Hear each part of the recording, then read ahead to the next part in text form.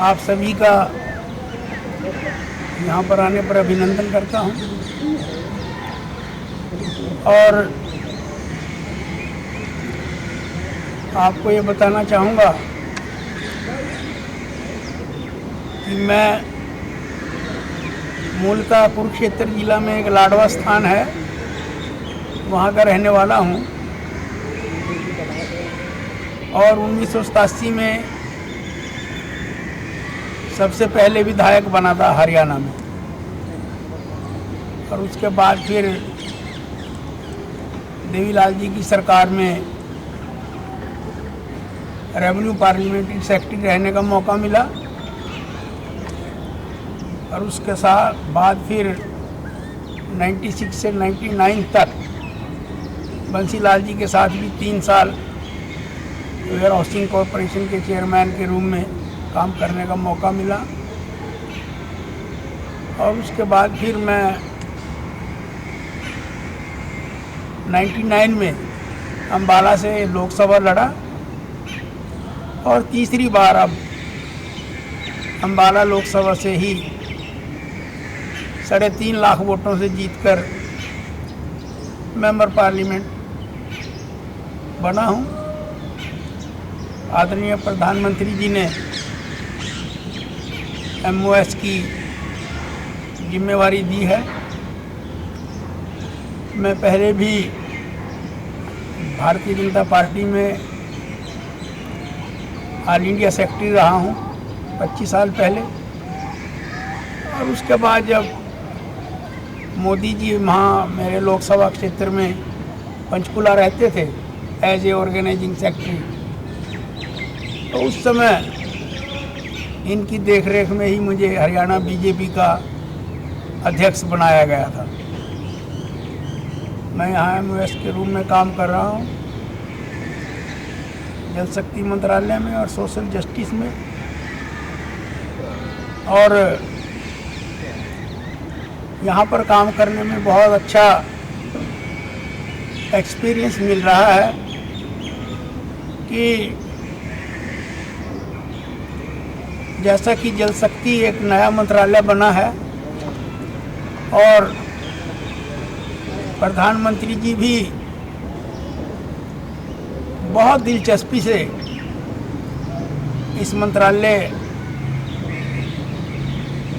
की उन्नति के लिए पूरा आशीर्वाद दे रहे हैं। तो मैं जब इसमें देखता हूँ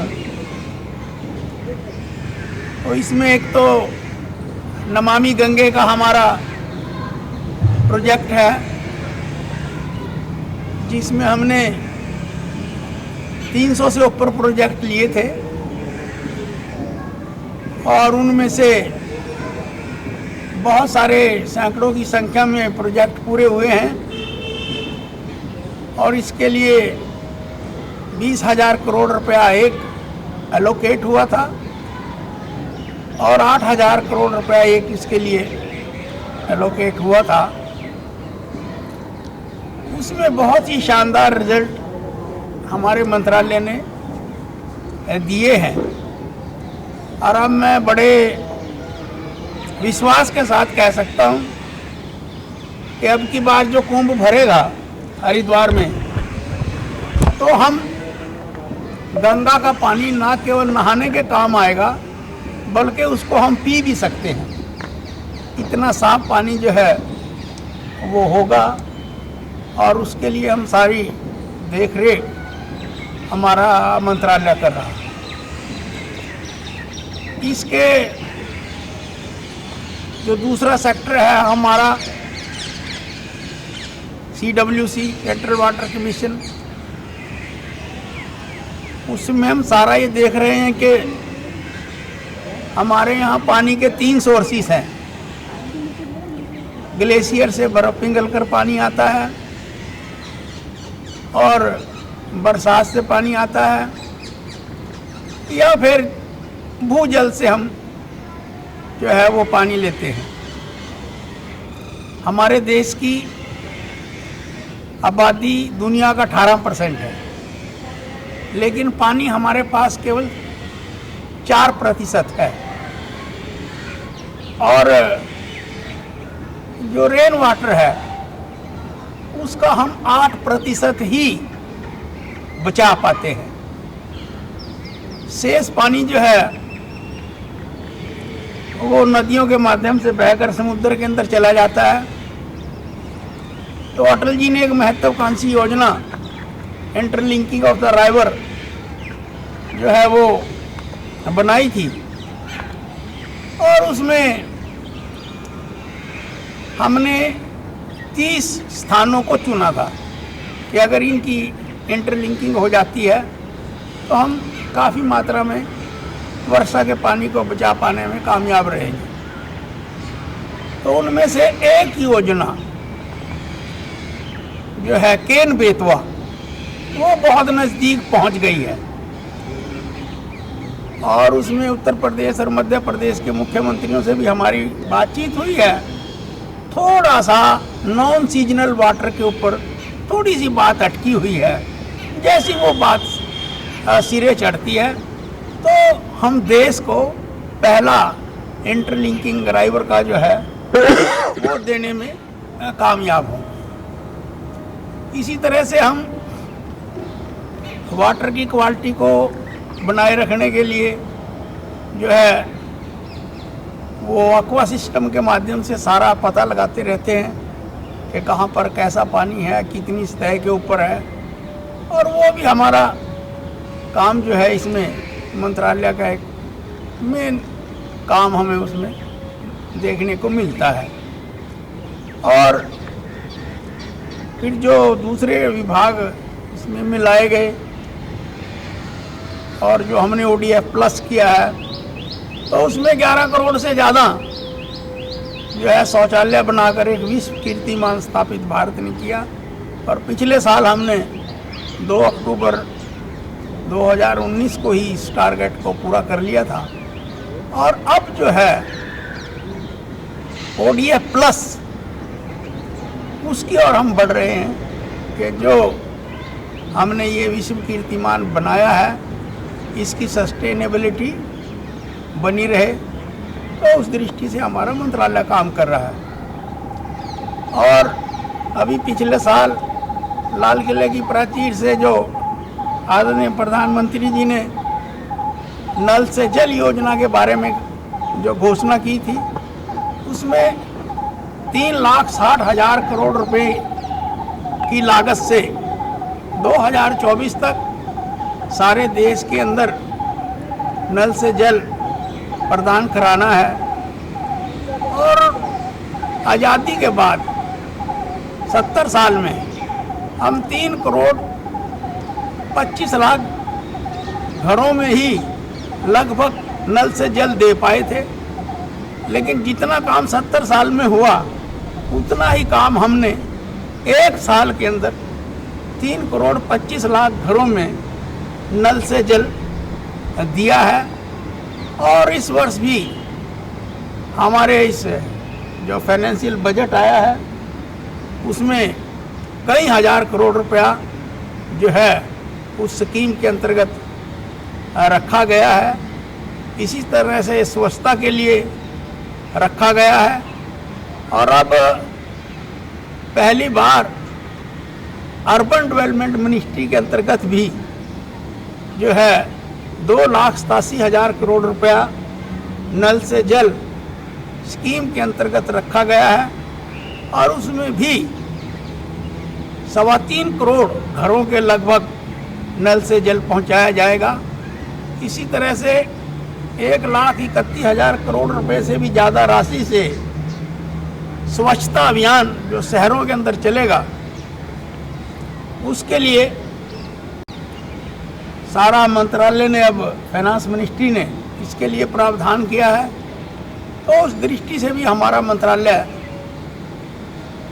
उसमें काम कर रहा है, क्योंकि हमारे पास जो है टेक्निकल डिपार्टमेंट बहुत है। सारे लगभग IIT इंजीनियर्स बहुत ज़्यादा काम करते हैं। तो देखते हैं उसमें हमारा और अर्बन डेवलपमेंट मिनिस्ट्री का किस तरह से आपस में तालमेल बैठता है, कैसे मिलके काम करते हैं। दूसरा मंत्रालय सोशल जस्टिस का है। सोशल जस्टिस मंत्रालय में भी हम पिछले साल 83,000 करोड़ रुपए से ऊपर का बजट था और इस साल 1,26,000 करोड़ रुपया ये हमारा सोशल जस्टिस मिनिस्ट्री के अंतर्गत रखा गया है। और इसमें जहाँ पर कुछ डिपार्टमेंट हम सीधे यहाँ पर देख रहे हैं मंत्रालय में, वहीं पर जो शेड्यूल कास्टों के ऊपर जो खर्च होता है पैसा, वो 38 मिनिस्ट्रीज़ हैं जिनके अंतर्गत पैसा जो है वो दिया जाता है। और हमारी जो मंत्रालय है वो उसकी नोडल एजेंसी है, उसकी नोडल एजेंसी है। कोई भी मंत्रालय शेड्यूल कास्टों के ऊपर जो खर्च करता है तो वो हमारे संज्ञान में रहता है, तो उसकी भी हम सारा मॉनिटरिंग करते रहते हैं। ये जो पिछली कैबिनेट मीटिंग हुई है, इस कैबिनेट मीटिंग में एक बहुत ही क्रांतिकारी फैसला जो है वो लिया गया है। जो हम शेड्यूल कास्ट छात्रों को जो छात्रवृत्ति देते थे उसमें बहुत बड़ी रुकावट आ रही थी। हम शुरू में उसमें 11,000 करोड़ रुपए के लगभग दे रहे थे, लेकिन एक ऐसा फार्मूला बीच में आया, उस फार्मूले का नाम था कमिटेड लायबिलिटी। और कमिटेड लायबिलिटी के फार्मूले के अंतर्गत एक योजना में आप जितना पैसा खर्च करते हैं और किसी एक साल में जो आप सबसे ज़्यादा पैसे खर्च करते हैं उस योजना पे, तो अगली जो योजना आएगी उसमें आपको उतने पैसे करने जरूरी थे राज्य सरकारों के। और अगर राज्य सरकारें उतना पैसा खर्च नहीं करेंगी तो केंद्र से उनको कोई मदद नहीं मिलेगी। तो वो जो 11,000 करोड़ रुपया मिल रहा था तो वो घटकर 1,100 करोड़ रुपए पे आ गया था। तो उसके बारे में हमने बार बार प्रधानमंत्री जी से भी गुहार लगाई और उनके संज्ञान में लाया कि बहुत से जो शेड्यूल कास्ट छात्र हैं वजीफा ना मिलने की वजह से ड्रॉप आउट बढ़ रहा है और इसलिए आप उसके ऊपर थोड़ा ध्यान देकर उसको करें। तो आदरणीय प्रधानमंत्री जी ने उसका संज्ञान लिया और अब इस बजट में भी 35,000 करोड़ रुपए की राशि का प्रावधान किया गया और एक फार्मूला बनाया 60-40 का कि 60% हमारा सोशल जस्टिस मंत्रालय उसमें खर्च करेगा केंद्र सरकार और 40% राज्य सरकारें उसके अंदर खर्च करेंगे। तो वो 60,000 करोड़ रुपया अब बना है 5 साल का। तो उसमें हम 4 करोड़ दलित छात्रों को आगे बढ़ाने में सफल रहेंगे, जो कि एक गेम चेंजर हमारे एससी छात्रों के लिए बनने वाला है। और एक स्कीम हम चला रहे हैं ओवरसीज छात्रवृत्ति। जो शेड्यूल कास्ट बच्चे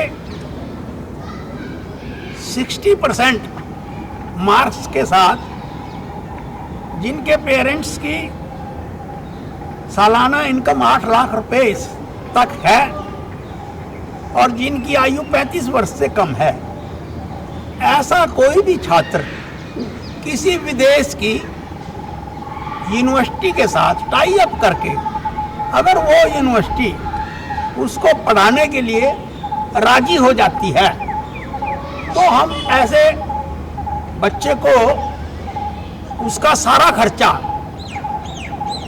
3 साल के लिए देते हैं।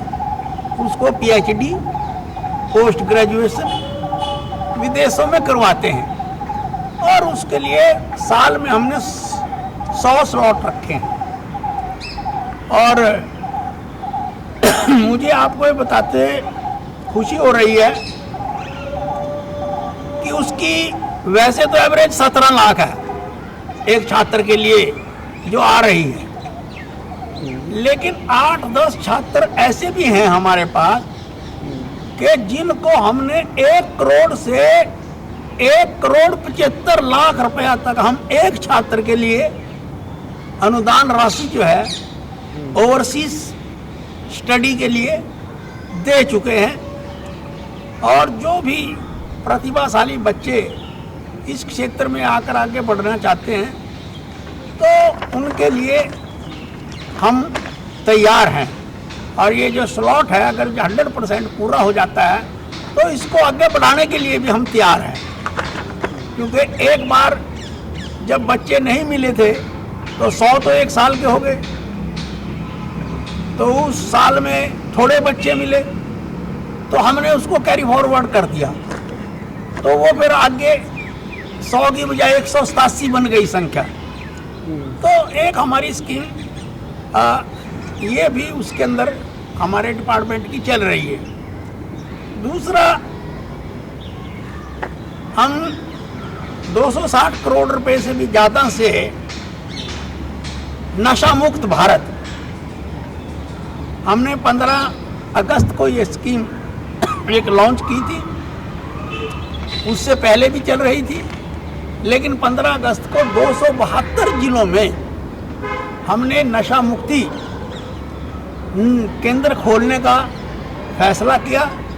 और इसमें हम हर नशा मुक्ति केंद्र को 1 साल में 10 लाख रुपए की ग्रांट जो है हम देते हैं। उसके बहुत अच्छे रिजल्ट्स जो है वो हमारे पास आ रहे हैं। सोशल कैंपेन जो है उस मामले में सारे देश के अंदर जो है वो चल रही है।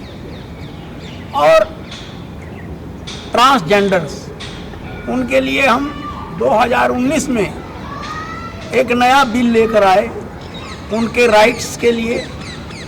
और कोई अब तो मेरा ख्याल 5 लाख से थोड़ा ऊपर ट्रांसजेंडर की संख्या जो है हमारे देश में हो गई होगी, क्योंकि 11 की जो जनगणना है उसके हिसाब से 4,87,000 के लगभग ट्रांसजेंडर जो है वो हमारे देश में है। अभी 11 लाख के ऊपर हो गए होंगे, ख्याल और बड़े हों शायद, मुझे लग रहा है 5 लाख। हाँ, ये तो मैंने ऐसे अनुमान दिया है कि जो 11 की है जनगणना उसके हिसाब से 4,87,000 के लगभग है। तो इनके राइट्स के लिए इनको सर्टिफिकेट जारी करना और इनको बैगरी से बचाना, एक्सप्लॉयटेशन से बचाना। और इसमें अब की बार हमने सर्जरी के लिए भी किया है। ये जो कोई सेक्स चेंज कराना चाहते हैं अपना, कुछ में कुछ इस प्रकार के हार्मोन्स पाए जाते हैं कि मान लिया कोई किसी में लेडीज़ के ज़्यादा हैं तो वो अगर चेंज कराना चाहते हैं, और किसी में जेंट्स के ज़्यादा पाए जाते हैं अगर वो भी उसमें कुछ करना चाहते हैं तो उसके लिए भी हमारा डिपार्टमेंट अब एक जो है प्लान शुरू करने जा रहा है कि उनकी कंसेंट से अगर कोई आगे आता है इस प्रकार के सर्जरी के लिए भी, तो उसके बारे में भी हम सोच रहे हैं। और उनकी रिहेबिलिटेशन के लिए सारा, उनकी एजुकेशन के लिए सारा, सुप्रीम कोर्ट की तरफ से भी जब 2014 में एक डिसीजन आया था उनको थर्ड जेंडर के रूम में मानने का, तो सुप्रीम कोर्ट ने उनके रोजगार की भी बात कही थी, रोजगार की भी बात कही थी। हमने भी उस बात को माना था कि जो राइट्स हम बैकवर्ड क्लासेस को दे रहे हैं वो राइट्स उनको हम देंगे, लेकिन जो बैकवर्ड क्लासेस का जो वो कमीशन था वो उस समय भंग हो गया, तो इसलिए वो बात अभी वहीं पर रुकी हुई है। जैसी वो बात आगे बढ़ती है तो रोजगार के क्षेत्र के अंदर भी हम उनका सोच रहे हैं। इसी तरह से सोशल जस्टिस में ही कोई 12 करोड़ के लगभग सीनियर सिटीजन आ गए। तो उन सीनियर सिटीजन्स के लिए वृद्ध होम बनाना, मेडिकल केयर सेंटर बनाना, उनकी रोज़मर्रा की जो बातें आती हैं, जैसे कोविड के दौरान उनको बहुत सी समस्याएं आई, और अब साइबर क्राइम का भी कई बार उनको खतरा हो जाता है। मान लिया वो पेंशन लेने के लिए जाते हैं, ओल्ड एज में किसी को हेल्प की ज़रूरत पड़ी, तो कुछ ऐसे बनावटी लोग भी बैंकों के बाहर इधर उधर घूमते हुए मिल जाते हैं कि उससे उसका वो सारा अकाउंट वगैरह नंबर वगैरह लेके तो जो उसके जीवन की कमाई है वो निकलवा ली। तो ये सारी चीज़ें इस प्रकार की हैं, उनकी मेडिकल केयर की है, हॉस्पिटल्स की है। तो वो सीनियर सिटीजन के रूम में भी हम काम देख रहे हैं, और सोशल जस्टिस में ही हमारा प्रोटेक्शन ऑफ सिविल राइट के जो शेड्यूल कास्टों के ऊपर जो एट्रोसिटी होती है उसके संज्ञान के लिए होम मिनिस्ट्री के साथ तालमेल करके, और जो कमीशन बना हुआ है उनके साथ तालमेल करके उनके राइट्स की रक्षा करना, स्टेट्स के साथ बात करना, उसका सारा आंकड़ा, उसके सारे ब्यौरे, और समय समय पर जहाँ पर भी कोई एट्रोसिटीज़ की जो बात आती है उसका ध्यान करना। और जैसे कई बार सुप्रीम कोर्ट से ऐसे फैसले आते हैं जो शेड्यूल कास्ट और शेड्यूल ट्राइब कम्युनिटी को हिट कर जाते हैं, तो उन फैसलों के बारे में भी हम जितने भी शेड्यूल कास्ट सांसद हैं, हम सब मिलकर प्रधानमंत्री जी से गुहार करते हैं, समय समय पर सरकार से गुहार करते हैं। तो उसके बारे में भी उन चीज़ों को ठीक करने के लिए जो 2015 में कॉन्स्टिट्यूशनल अमेंडमेंट आई, और अभी जो 1-2 साल पहले एट्रोसिटीज़ को लेकर, गिरफ्तारी को लेकर जो सुप्रीम कोर्ट ने एक फैसला दे दिया था, तो उससे जो एक्ट था वो एक्ट की मूल भावना के खिलाफ था।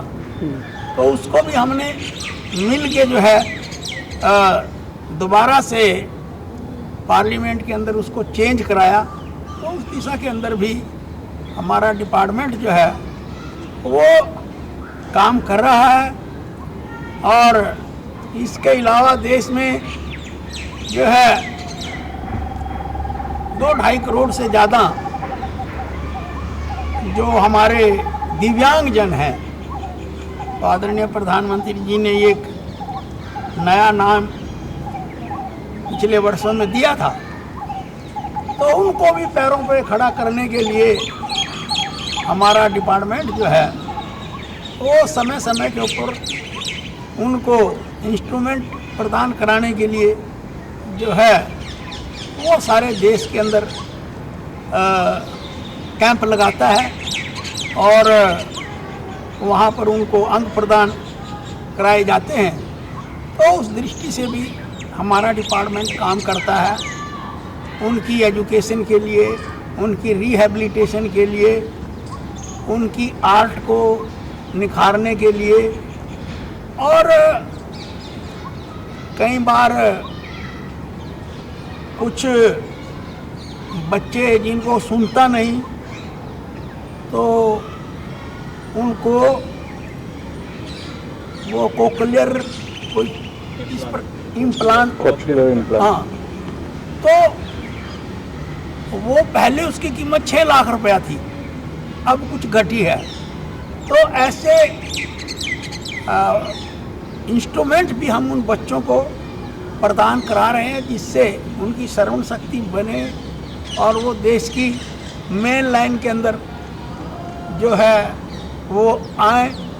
तो ये कोई 10-15 पॉइंट्स जो है दोनों मंत्रालयों के हैं, जिन पॉइंट्स को लेकर सारा मंत्रालय समग्र रूप से काम करता है, और एक बहुत बड़ा परिवर्तन समाज के अंदर जो है लाने की कोशिश की जा रही है।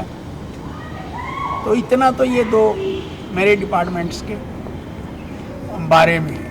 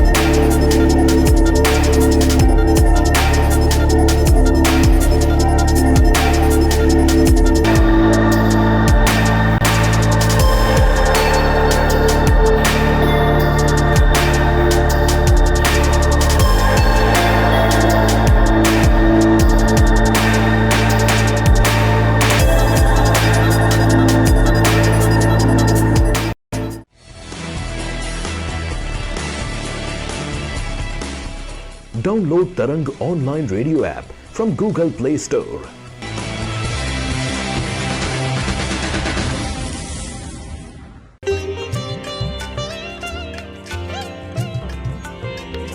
You are listening to Tarang Devotional Online Radio.